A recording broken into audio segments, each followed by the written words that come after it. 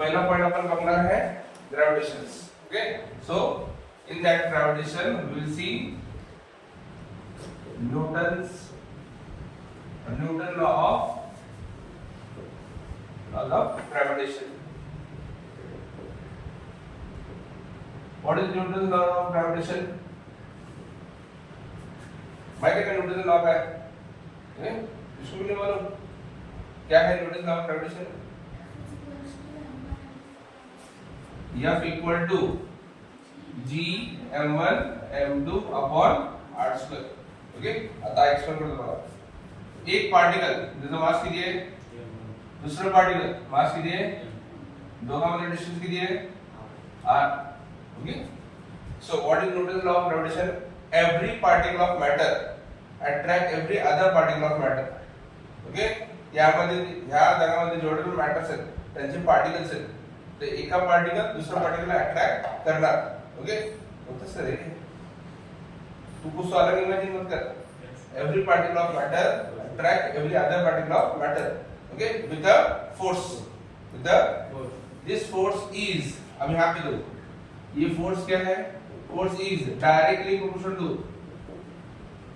Product of their masses, direct proportional to product of their masses, inversely proportional to square of distance, inversely proportional to square of distance.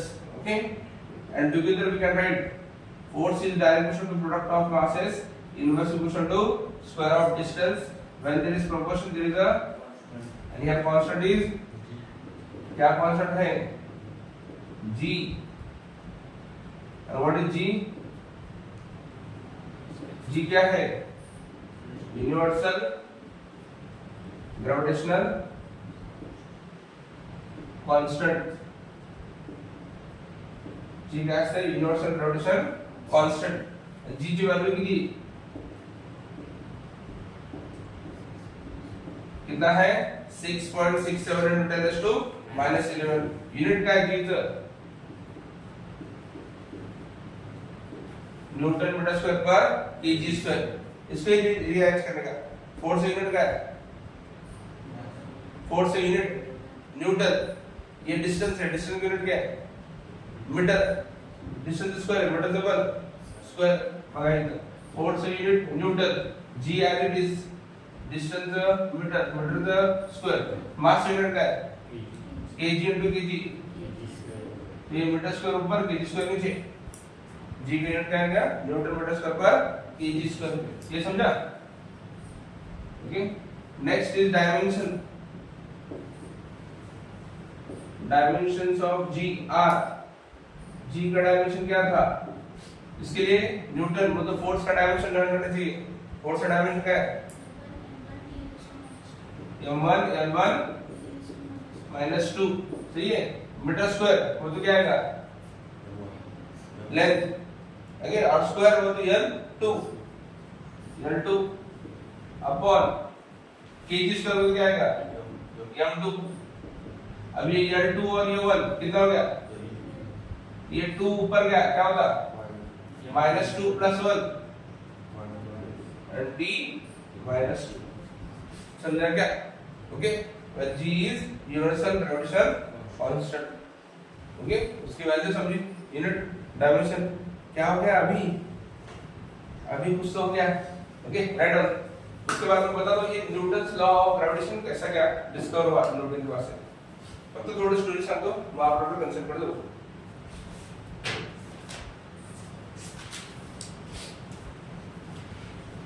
Worksheet solve करताना या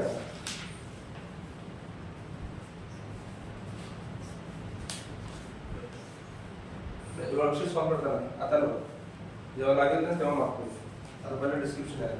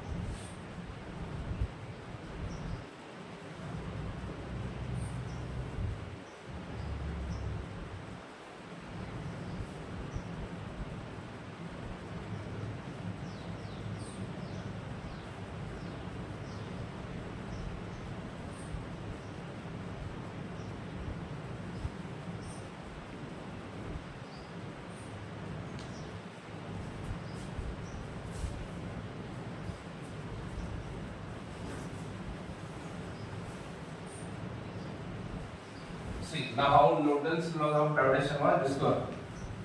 Okay, हमको इतना ही मालूम है Apple कर गया sir के ऊपर न्यूटन को लॉ मिल गया. ओके, उतना इजी रहता नहीं.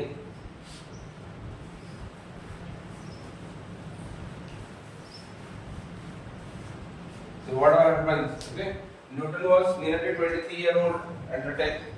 Okay, उसको क्या होता था, उसे कॉलेज क्या वो एरिया में प्लेग होंगे डिजीज वो स्प्रेड हो जाता, तो सबको घर भेज दिया था, घर job. Okay, and Newton was workaholic, बहुत काम करते थे, बहुत पढ़ाई करते थे. ओके, सो ऑलरेडी न्यूटन की स्टडी हो गई थी बहुत सारी.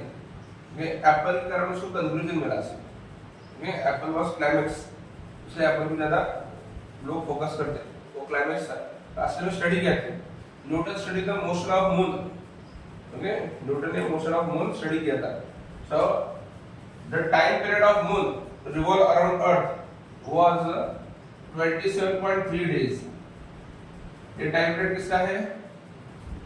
मून का. ओके, अर्थ का जो मून है ना, रिवॉल्यूशन ऑफ मून, उसको टाइम पीरियड कितना लगा? 27.3 days. और distance of moon from centre of earth was 3.85 into 10⁵ kilometre 10⁸ metre. Moon को रिवॉल्व करने में कितना दिन लग रहा है? 27.3 days. मून का डिस्टेंस, मून के सेंटर का और अर्थ के सेंटर का मीन डिस्टेंस कितना है? 3.85 into 10⁵ +5 kilometre. Okay, 3.85 into 10⁸ metre. इसलिए उसके बाद मून कौन सा मोशन परफॉर्म कर रहा है? Circular motion. पहले ऐसे है इलिप्टिकल, पर पहले क्या था? Circular motion. Circular motion perform करने के लिए क्या लगता है? Centripetal force. जहां पे सेंट्रीपिटल फोर्स है वहां सेंट्रीपिटल एक्सेलरेशन है, रेडियल एक्सेलरेशन. और रेडियल एक्सेलरेशन का फार्मूला क्या है? AR = R omega square. AR = AR as it is, R की वैल्यू 3.85 into 10⁸ मीटर का मीटर बनेगा. और यहाँ पे omega 2 pi upon bracket square 3.85 into 10⁻² पाई का 2 पाई की वैल्यू 3.142 और t की वैल्यू कितनी थी? 27.3 days. In one day how many seconds are there? 86,400. कितना? Bracket square. और इसका ओवरऑल वैल्यू जो निकली नियर बाय वैल्यू वो कितनी थी?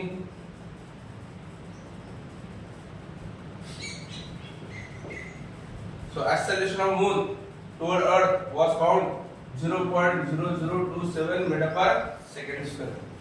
ये एक्सेलरेशन किसका निकला था? मून का. Okay, moon is revolving around earth. Time period मिला उसका, उसका डिस्टेंस मिला, उससे उसका रेडियल एक्सेलरेशन निकला. सही है. उसके बाद जब एप्पल गिरता है, ओके, न्यूटन के सर के ऊपर, जब एप्पल पड़ते डोक्यावर, तेव्हा त्याला काय कळालं? What Newton understood? Earth is attracting object toward itself. Earth क्या करता है? ऑब्जेक्ट को अट्रैक्ट करता है. कोई भी चीज ऊपर फेंको कहां आता है? क्यों? अर्थ अट्रैक्ट कर रहा है. कौन अट्रैक्ट कर रहा है? अर्थ अट्रैक्ट कर रहा है. Okay, so the body which is on the surface of earth, जो भी बॉडी अर्थ के सरफेस पे, उसका एक्सेलरेशन कितना है? g 9.8 मीटर पर सेकंड स्क्वायर. ओके, और उस बॉडी का अर्थ के सेंटर से, ओके, अगर ये अर्थ है, अर्थ के सेंटर से उस बॉडी का डिस्टेंस होता है रेडियस ऑफ अर्थ. और रेडियस ऑफ अर्थ कितना है? That is distance of moon. Radius of earth कितना है? 6.4 into 10⁶ मीटर. 6400 किलोमीटर. कितना है? 6400 किलोमीटर. उसको बोलते हैं 6.4 into 10⁶ मीटर. ठीक. उसके बाद क्या किया? उसने रेशियो लिया. ये एक्सेलरेशन किसका है? एप्पल का. एप्पल गिरा था ना. This is acceleration of and this is acceleration of radial acceleration for moon. इसके लिए ये एक्सेलरेशन किसके लिए? मून के लिए. इसको ये हम रखेंगे acceleration for moon, ये acceleration for एप्पल. ये distance of Apple from centre of अर्थ, ये डिस्टेंस ऑफ मून, सही है। तो उसने रेशियो लिया, क्या रेशियो लिया, GA upon AM, acceleration of apple, acceleration of to acceleration of moon, ये कितना था 9.8, और ये how much you found the answer, nearly ratio कितना है 3600, इसको डिवाइड करना नियरली कितना आता है 3600। उसके बाद उसने क्या किया, ये फर्स्ट रेशियो समझे क्या, एक्सेलरेशन किसका है और एक्सेलरेशन किसका है, उन दोनों का ratio. Second distance of moon, distance of moon upon distance of Apple, कितना distance of moon 3.85 into 10 raised to 2, and here 6.4 into 10 raised to 2, and this he found nearly कितना 60, कितना मिला, ओके। क्या रिलेशन है इन दोनों में, क्या रिलेशन है 3660 में, इन दो, ये दो नंबर में रिलेशन क्या है, 60 का स्क्वायर करो कितना आता, 3600 आता, तो इसका स्क्वायर हो तो 3600 ना, तो तुम ऐसे लिख सकते हो 3600 is nothing but square of 60, ये सही है क्या, 3600 की जगह ये लिखने का 3600 किसको इक्वल है GA अपॉन AM, सही है क्या, ये समझ में आ रहा है क्या, और 60 की जगह क्या लिखेगा, 60 किसको इक्वल है RM अपॉन RA ब्रैकेट। अब यहाँ एक्सेलरेशन ड्यू टू ग्रेविटी किसके लिए है, और डिस्टेंस ऑफ एप्पल कौन सा प्रोपोर्शन है, इनवर्सली, इसलिए समझा एक्सेलरेशन ये inverse proportional to distance square, सिर्फ इनवर्स प्रोपोर्शनल नहीं, square of distance square, square, hence Newton law of gravitation obeys inverse square law, क्या लॉ ओबे करता है, इनवर्स स्क्वायर लॉ, वो inverse proportional to distance square, और सिर्फ distance को नहीं डिस्टेंस के स्क्वायर पर, समझा क्या, ये पहली हिंट मिली, अगर एप्पल गिरता नहीं था तो ये हिंट मिलती थी क्या, रिलेशन फाइंड करना था क्या, सिर्फ एप्पल गिरने से ही फाइंड किया क्या, पहले भी स्टडी करना था क्या, है नहीं, तो एक एप्पल ने तुम्हारी जिंदगी बर्बाद नहीं की, ओके, न्यूटन पहले से स्टडी कर रहा था, एप्पल के कोई और भी गिरता तो जिंदगी बर्बाद होने की फिजिक्स पढ़ने का था, और ये बर्बाद में बहुत कुछ किया बेचारे ने, ओके, बहुत कुछ इजी हो गया, पूरा यूनिवर्स का स्टडी करने आया है, ओके, तो acceleration is inverse proportional to r square, ये समझा। अब फोर्स का फॉर्मूला क्या है, मास इनटू एक्सेलरेशन, फिर इसको मास से मल्टीप्लाई कर दिया, ठीक है, mass of the body acceleration of the body, यहाँ पर r स्क्वायर, ओके। पर न्यूटन का थर्ड लॉ क्या बोलता है, तो every action there is equal opposite reaction, हर एक्शन को अगर अर्थ मून को अट्रैक्ट कर रहा है तो मून भी अट्रैक्ट करेगा, सही है। तो ये जो फोर्स था ये सिर्फ मून के मास पर डिपेंड नहीं, अर्थ के मास पर भी डिपेंड है ना, दोनों एक दूसरे को क्या कर रहे हैं, अट्रैक्ट कर रहे हैं, सही है। और जहां पे प्रोपोर्शन वहां पे, और वो कांस्टेंट क्या था g, आया फार्मूला न्यूटन का, समझ में आ रहा है, एनी डिफिकल्टी, ये सिर्फ तुमको समझना बोलते हैं, न्यूटन लॉ ऑफ ग्रेविटेशन कैसे डिस्कवर हो गया, ओके, ये अंडरस्टैंडिंग के लिए तुम्हारी क्यूरियोसिटी जो थी ना एप्पल देखने में क्या हुआ था, ये सब आता था उसके लिए, समझा सबको, एनी डिफिकल्टी। अब इसके एप्लीकेशन देखेंगे अपन, हाँ, g की जो वैल्यू है, ये फोटो कर पड़ता तुमको, g की जो वैल्यू है वो चलो वो कितना है 6.67 10 to -11, ओके, वो भी कब डिस्कवर हुआ था, 100 साल बाद, okay, 100 years after Cavendish, okay, एक टॉर्शन पेंडुलम एक्सपेरिमेंट था उससे डिस्कवर हुआ, उसकी वैल्यू कितनी, ओके, याद रखो, okay, g value of g was discovered by Cavendish with the help of torsion pendulum, okay, facts पे आता है, सीटी में दिए थे, okay, who has find the value of g, तुमको अगर न्यूटन में आया तो न्यूटन क्या होगा, नहीं कैवेंडिश, क्या है ट्रेमेंडस, okay, with the help of torsion pendulum. कौन सा पेंडुलम? हम डिस्कस उसके बारे में और डिस्कस करेंगे, ओके, बाद में। पहले हम ऑब्जेक्ट को ले लेंगे आगे।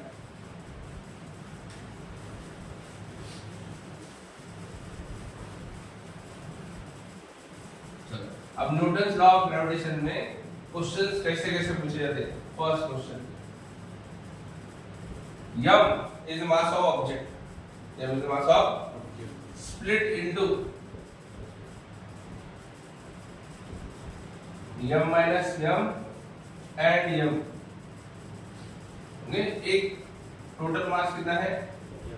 स्प्लिट होके दो मास होते हैं, एक m minus m और एक m, ओके। एक का मतलब कितने मास काटे? दोनों, एक की बॉडी में से दो मास आ गए, m minus m and m, okay. Now for certain distance r, certain distance f should be equal to f max, force कितना रहना चाहिए? f max, then what is the ratio of small m upon capital M? जर तुम्हाला force maximum पाहिजे तर small m आणि capital M, ज्या m मधून तुम्ही स्मॉल m काढणार आहे त्याचा रेशियो किती असेल? ओके, एक की बॉडी m थी, उसको स्प्लिट करके कितनी बॉडी की है?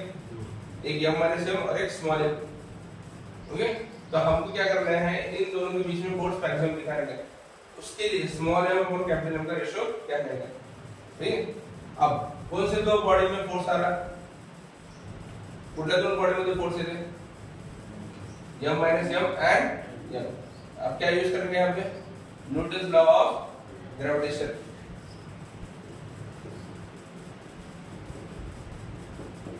Law of gravitation. F equal to क्या फॉर्मूला? G, m1 के लिए क्या लिखने का?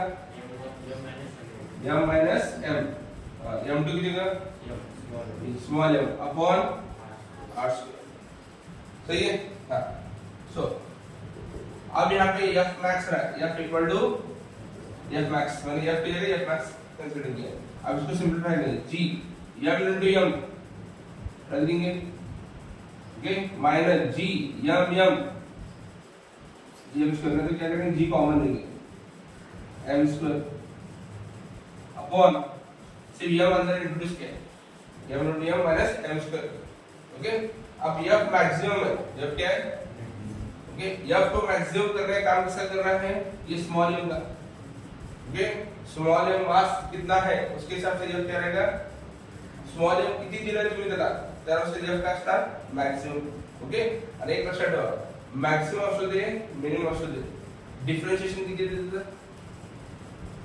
मैक्सिमम का डिफरेंशियल 0, मिनिमम का डिफरेंशियल, ओके, इससे बदलने वाला नहीं, ज्यादा से ज्यादा सबसे ज्यादा इतना, इससे ज्यादा हमें मिलने वाला नहीं, ओके।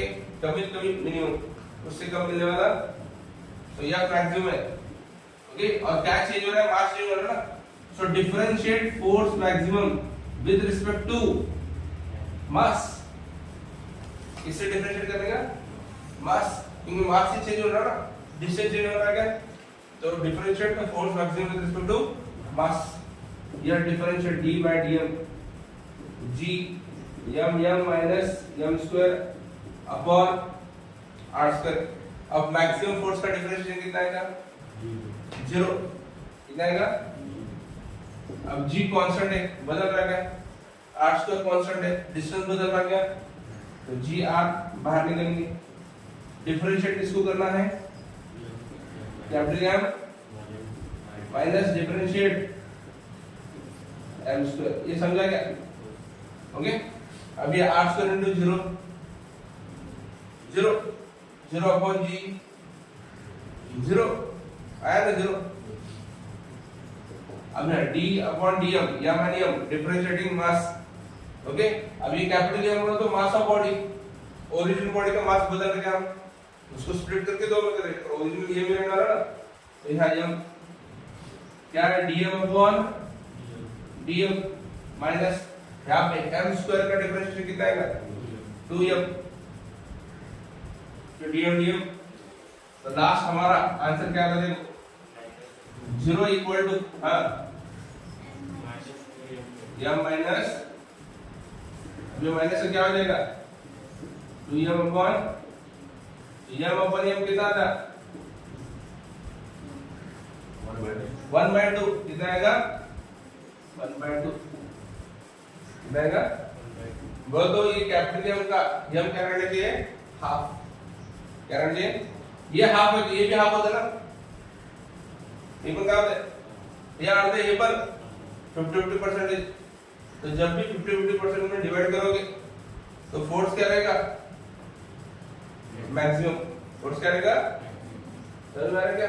ओके लाइफ में मेंशन कर देंगे भाव भाग बंडल झाले वाटणी झाली किती वाटणी करायची 50-50%, फोर्स करा दे मित्रामध्ये काय वाटून खायचं असेल किती वाटणी करायची 50%, फोर्स काय असते आणि न्यूटन लॉ ऑफ ग्रेविटेशन कौन सा फोर्स है फोर्स ऑफ अट्रैक्शन, तो ये 50-50% से डिस्ट्रीब्यूट करने से अट्रैक्शन कितना रहेगा मैक्सिमम, खुद के पास 60 रखे उसके पास 40 के फोर्स मैक्सिमम मिलने वाला है, उसके पास 40 रखे उसको 60 के तो भी मैक्सिमम रहता है 50-50 रखने का। ओके अपने पास भी उतना उसके बाद भी फोर्स क्या रहेगा याद रखो, इसे याद रहेगा तो ओके। तो m/m कितना रहना चाहिए तब फोर्स क्या रहता है हां आता करायचं काय सांगतो हे तर तुम्ही सॉल्व केलं होता, आता तुम्ही हे नोट करायचं साइडला या मॅक्सिमम किती असणार आहे m/m शुड बी हाफ, 50% वाटणी केली की फोर्स ऑफ अट्रैक्शन काय असते ही लक्षात ठेवायचं। ओके ही साइड में नोट डाल दो बोला ना 100 पेजेस बुक करने का उसमें से फॉर्मूला लिख जाएगा तो उसमें ये लिख के रखने का। ओके वो तो ये कीवर्ड से अब असली फॉर्मूला ये था हमारा, पर एक कंसेप्ट मिला ना कल को ऐसा क्वेश्चन आया सॉल्व करके बैठना है क्या सीधा देखने का फोर्स मैक्सिमम चाहिए मास कितना चाहिए आप टिक करके आ जाओ सॉल्व करने की जरूरत समझे लिख दीजिए।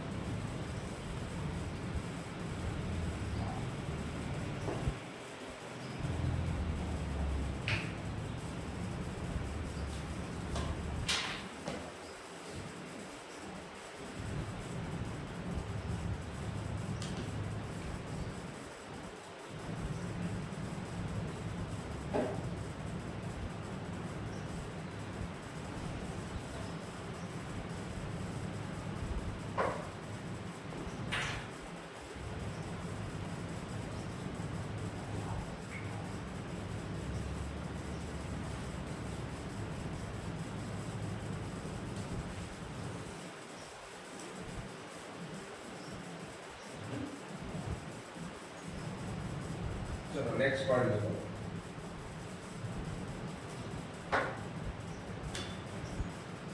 अब यहाँ पे क्या है second case two bodies are placed at certain distance, okay second case में एक बॉडी का मास m है, दूसरे बॉडी का मास 16 m कितना है, इन दोनों के बीच में डिस्टेंस कितना है 1 मीटर। तो यहाँ m1 is m2 is 16 m, okay, and distance DE, that is R, is 1 meter. So now you have to find certain point here, one point where force due to both the masses will be same and net force will be equal to,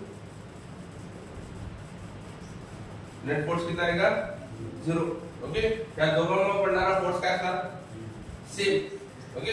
आता Newton law of gravitation प्रमाणे हे force of attraction आहे का force of repulsion आहे, मास मुळे force फक्त काय असतो attraction, repulsion होत, okay, वो चार्ज में होता है इलेक्ट्रोस्टैटिक में, ओके, मास से फोर्स क्या करता है सिर्फ अट्रैक्ट करता है, रिपल करता, तो ये m वाला इधर अट्रैक्ट करेगा, 16 m वाला इधर अट्रैक्ट करेगा, पर दोनों का मैग्नीट्यूड क्या रहना चाहिए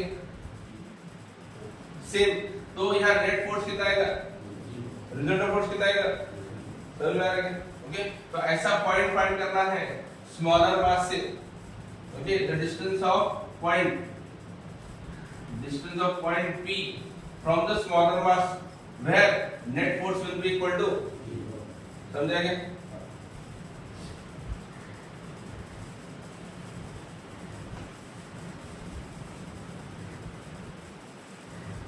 See, given condition, ये हिंदी है हमारे लिए, by given condition, F net कितना चाहिए, नेट फोर्स कितना चाहिए, अब F net बोलो तो क्या, vector sum of F1 plus F2 ना, F1 प्लस ये कितना है F1 प्लस, सही है, ट्रांसफर कर दो, माइनस F1 इक्वल टू, ये समझा क्या, ओके। अब क्या करना, इन मैग्नीट्यूड, इन क्या, दोनों का मैग्नीट्यूड क्या रहना चाहिए सेम रहना चाहिए, दोनों का मैग्नीट्यूड क्या है डायरेक्शन, तरह नेट फोर्स की जो है, समझा क्या। तो इतना सॉल्व करने से डायरेक्ट ये यूज करके चलता नहीं, ये सब लिखने की जरूरत है क्या, है नहीं। तो डायरेक्ट लिखने का in magnitude, if F net is 0, in magnitude क्या लिखने का, हाँ,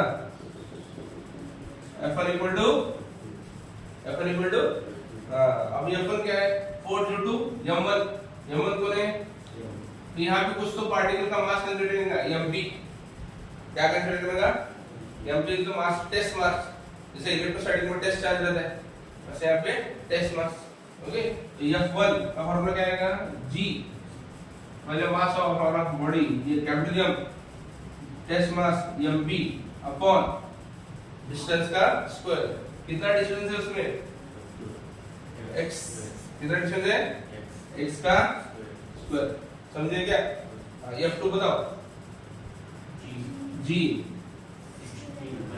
16 m माइनस करने की जरूरत, हाँ, mp, अब सबसे इंपॉर्टेंट डिस्टेंस है, डिस्टेंस कितना रहेगा x माइनस नहीं, 1 minus x, very good, 1 minus x कितना है, ये पूरा 1 था, उसमें से x चला गया, ये कितना रह गया 1 माइनस x ब्रैकेट स्क्वायर, समझा क्या। g और g, mp m क्या रह गया 1 upon x square equal to 16 upon 1 minus x square, okay. ध्यान से देखो सभी परफेक्ट स्क्वायर है, टेकिंग स्क्वायर रूट, टेकिंग 1 का स्क्वायर रूट, मैथ अच्छा है, x स्क्वायर का x, 16 का, अरे वाह, हाँ, 1 minus x, now cross multiply, क्या होगा 1 माइनस x इक्वल टू, समझा क्या, माइनस से क्या होता है कितना होगा 5x तो x कितना आएगा 1 अपॉन कितना रहेगा 0.1/5 कितना था तो x कितना है 0. अगर x 0.2 है तो 1 माइनस x कितना आएगा समझा क्या if they ask the distance of point from smaller mass it is 0.2 meter if they ask the distance from larger mass it is 0.8 meter समझा क्या very difficult लिख लो जल्दी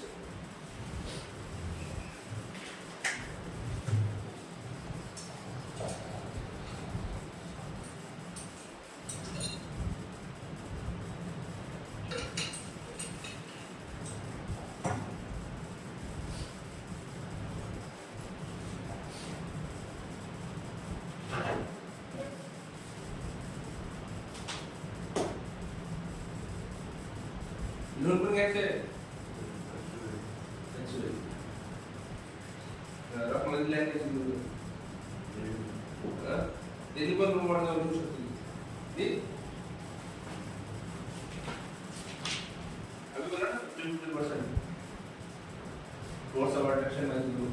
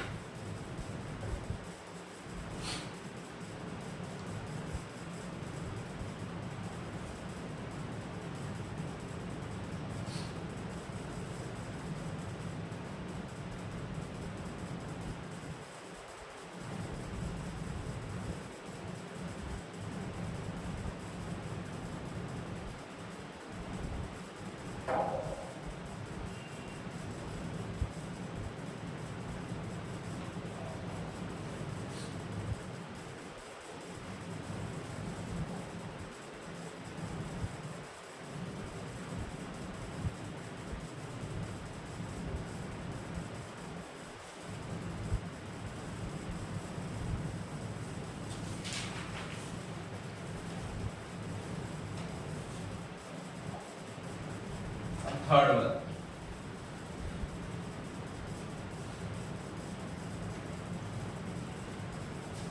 हो गया देखिए रामदेव बाबा योगासन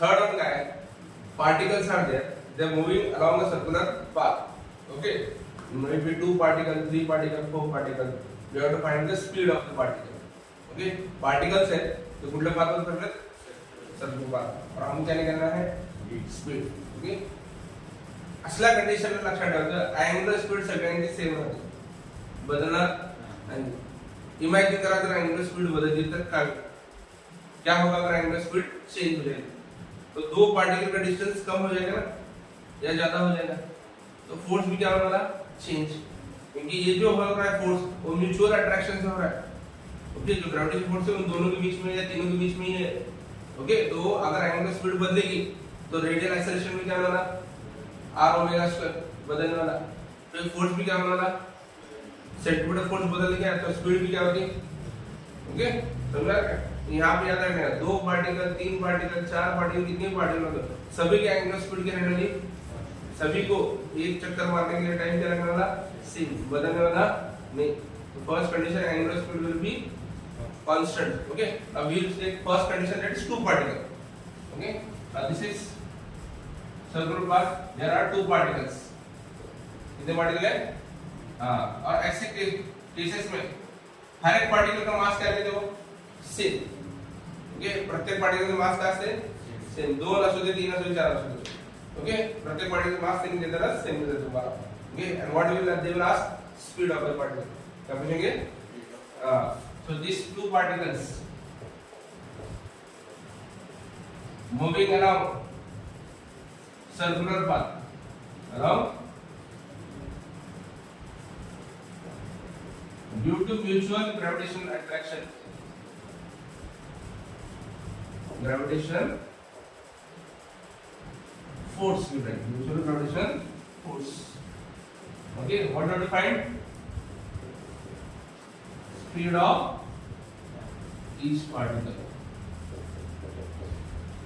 Okay, आता जेव्हा आपण दोन पार्टिकल असतील, ओके, त्या दोघांची अँग्युलर स्पीड सेम आहे असं इमॅजिन करण्यासाठी त्यांना कसं ठेवायचं? Diametrically opposite.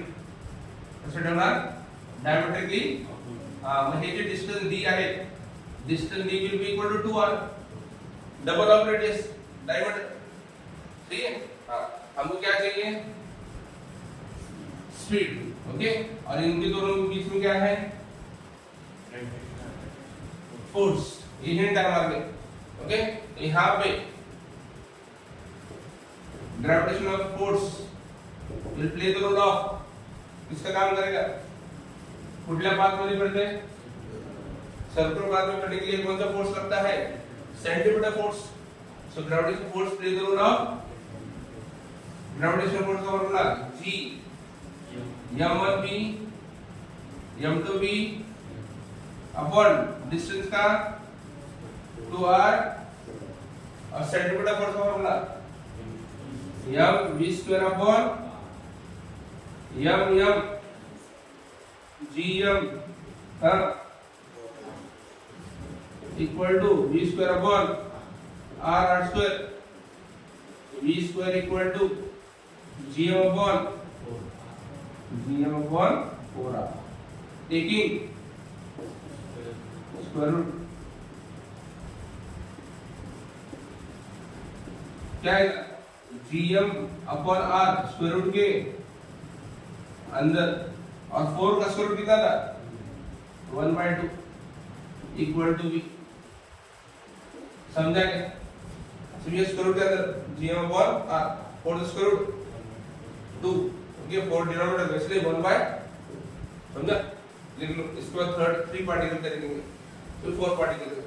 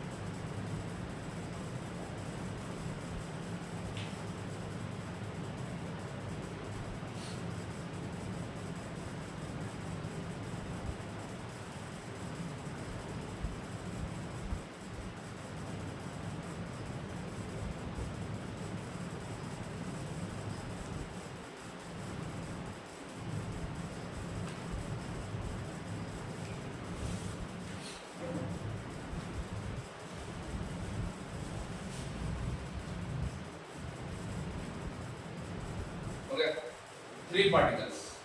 कितने particles? अब जब 3 particles रहते हैं, कौन सा ट्रायंगल तैयार होगा यहाँ पे? Equilateral triangle. यहाँ एक पार्टिकल, इधर एक पार्टिकल, इधर एक पार्टिकल.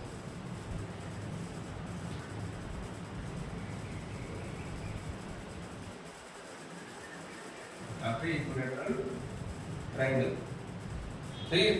ओके, अब इन सब में फोर्स है कि नहीं, तो यहाँ पे भी फोर्स सेंटीमीटर फोर्स का काम करेगा, थोड़े चेंजेस आएंगे यहाँ पे। Now there is a equilateral triangle, equilateral triangle में जो साइड सभी की क्या रहते हैं, हम कंसीडर करेंगे L is the length of the और side of equilateral triangle, side of triangle L।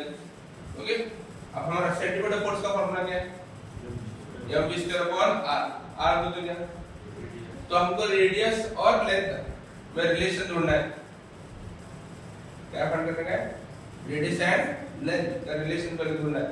उसके बाद हम सिंपलीफाई कर सकते हैं फार्मूला को। लॉजिक वही, centripetal force play the role of और gravitation force play the role of centripetal force, logic वही है।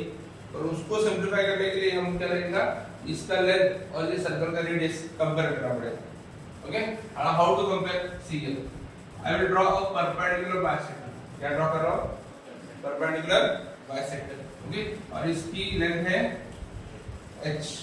इक्विलैटरल ट्रायंगल में हर एक एंगल कितना रहता है, 60, तो ये कितना है 60 डिग्री, तो here I will apply sin 60, क्या अप्लाई कर रहा हूं, sin 60। Okay, what is sin 60, opposite upon ये 90 डिग्री, इसके अपोजिट ये।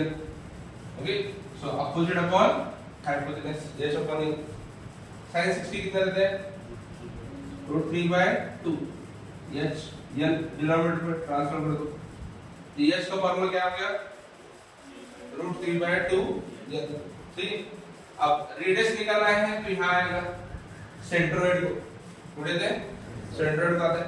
ओके, सेंट्रोइड का रेशियो और h का रेशियो क्या रहता है, तो ये वर्टिसेस होते हैं, एंगल फॉर्म हो रहा है, वहां से लेके सेंट्रोइड का डिस्टेंस बोलो तो कितना है, रेडियस हमारा कितना है, रेडियस विल बी 2/3 h, ये मालूम है कि नहीं, सेंट्रोइड जर हे हाईट असेल त्यांची किती भाग करायचे, 3 भाग करायचे, किती, पूर्ण 3 भाग म्हणजे काय होते, 2 भाग म्हणजे काय होते r, तर r किती असेल तिथं 2/3 of h, 2/3 of r, r as it is 2/3 as it is, h की जगह क्या था √3/2 l, 2 टू गेट, अब 3 को √3 to √3 लिख के ना 1/√3 ये ना 1/√3 आ गया रिलेशन। ओके, पहला काम हो गया हमारा r और n का रिलेशन फाइंड करना। सेकंड काम, अब फोर्स फाइंड करने का। Okay, find force on any one of the particle, कुठल्या तरी एक पार्टिकल पकडायचं तर फोर्स फाइंड करायचा। ओके, आता हे सगळं रांगोळी दाखवू आपण। आता हे पार्टिकल कन्सिडर करू, हा पार्टिकल त्याला अट्रॅक्ट करणार, हा पार्टिकल काय करणार, ह्या फोर्स, ह्या भी फोर्स, मैंने F1 F2 लिखा क्या, दोनों का मास, यहाँ भी मास, डिस्टेंस, फोर्स भी, है नहीं, यहाँ पे भी F है, यहाँ पे भी, और यहाँ एंगल कितना है, तो इसका रिजल्टेंट फोर्स निकालना पड़ेगा ना, कौन सा फोर्स है, रिजल्टेंट फोर्स। सही है, तो रिजल्टेंट फोर्स कैसे निकालते हैं हम, Fr इक्वल टू क्या फॉर्मूला है हमारे पास, F1 square plus cos theta, क्या देगा बेटा, F1 square plus F2 square plus 2 F1 F2 r equal to √p square plus q square plus 2pq cos theta,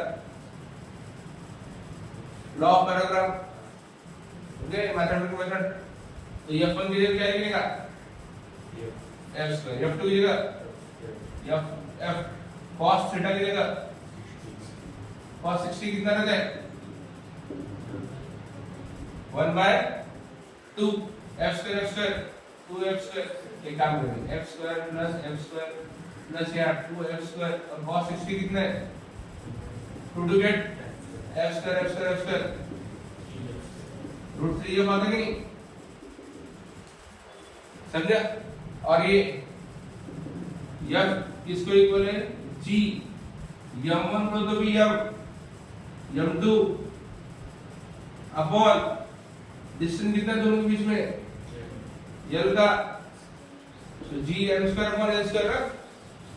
okay, ये रिजल्टेंट फोर्स है, क्या है, इसका काम करेगा सेंट्रीपिटल फोर्स का।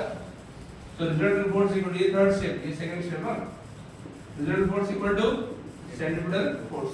रिजल्ट फोर्स कितना था, √3 G M square upon L square ना, और यहाँ M R, M get, M M square get, और आर के लिए क्या लिख सकते हैं हम, तो √3 G M L square B square, R से डिवाइड कर सकते अपन एल अपॉन √3, √3 कितना जाएगा, √3 एल एल स्क्वायर, तो बी स्क्वायर की जगह क्या आएगा, देखो G M upon equal to taking under root equal to, समझा क्या, जल्दी से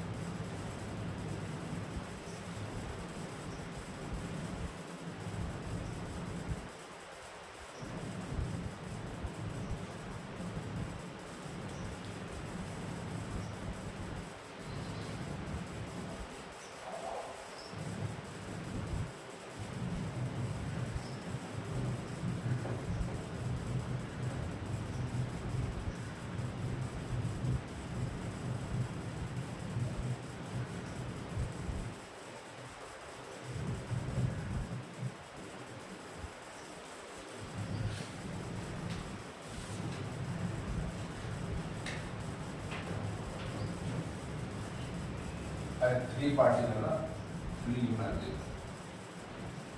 नेक्स्ट कौन से particle, four particles. Four particles क्या प्रिपेयर करेंगे यहाँ पे,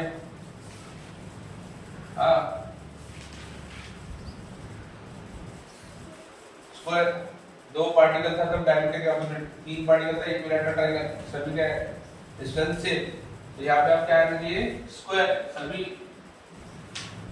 सक्सेसिव पार्टिकल का डिस्टेंस क्या रहेगा सेम। ओके, यहाँ पे भी हम, इधर भी हम, इधर भी हम, इधर भी 4 पार्टिकल 4 वर्टिसेस। ओके, सभी का साइड यल। ओके, यहाँ पे क्या आएगा square, L is the side of square. तो फिर से हमको रिलेशन किसमें निकालना पड़ेगा, लेंथ और रेडियस पे। लेंथ एंड रेडियस क्या रिलेशन लगा सकते देखो, अब इन दोनों में जो डिस्टेंस है वो डायमीटर है ना। ओके, और वो डिस्टेंस किसके इक्वल है, अगर हम यहाँ देखो पाइथागोरस राइट एंगल ट्रायंगल आता है, पाइथागोरस थ्योरम लगा सकते हैं। ओके, l स्क्वायर पे l स्क्वायर है, हाइपोटेनस स्क्वायर होता है ना, डायगोनल स्क्वायर, स्क्वायर रूट लेने के बाद कितना होता है √2l, ये l स्क्वायर।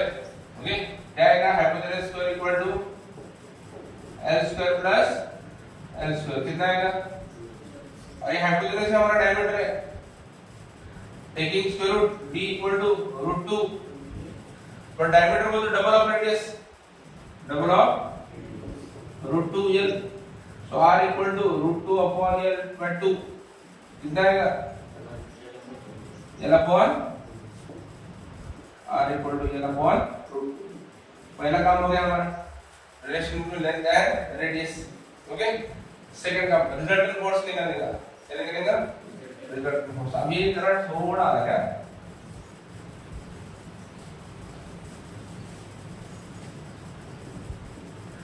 अब हम यहाँ क्या बोलेंगे net force, what it is resultant force plus F dash. क्या है रिजल्टेंट फोर्स और F डैश, देखो इन दो पार्टिकल के बीच में डिस्टेंस भी सेम है, मास भी,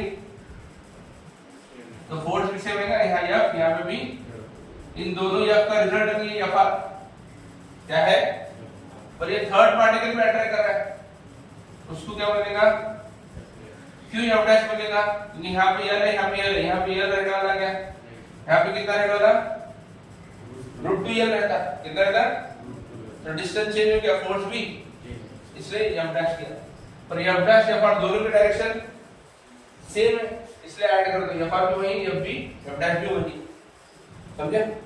ओके, नाउ F नेट क्या रहेगा, इट विल बी, अब F हम निकाले, F का फॉर्मूला क्या है, f square plus 2f square cos theta, theta कितना था, कितना एंगल है, F पर F angle cos 90 0, sin 90 cos 90 0, ये 0 हो गया ना, तो F कितना, f स्क्वायर पर f स्क्वायर कितना था,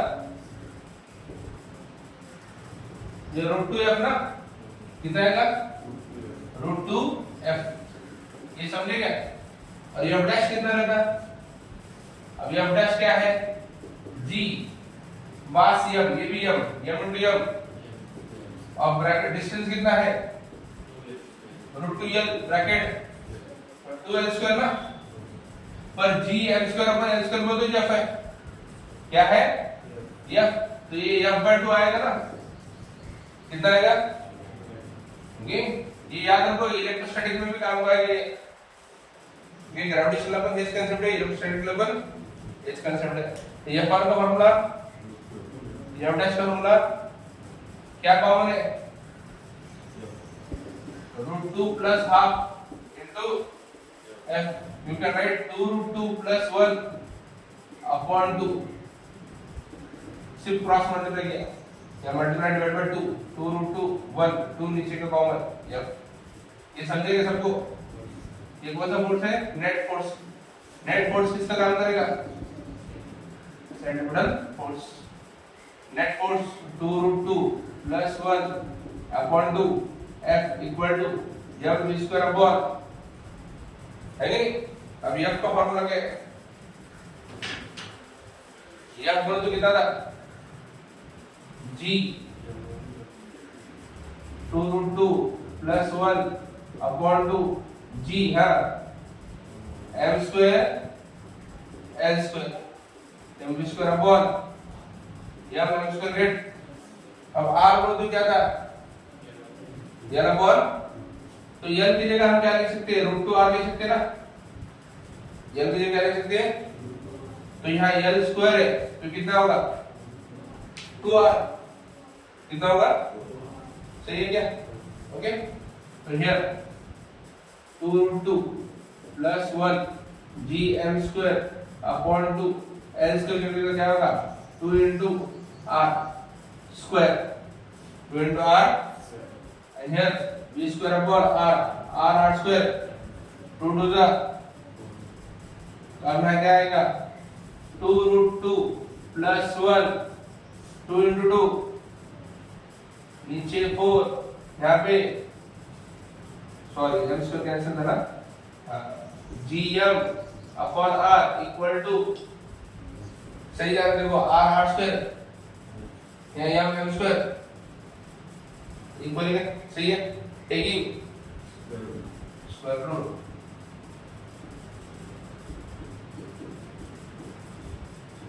जी एम अपॉन आर, ओके।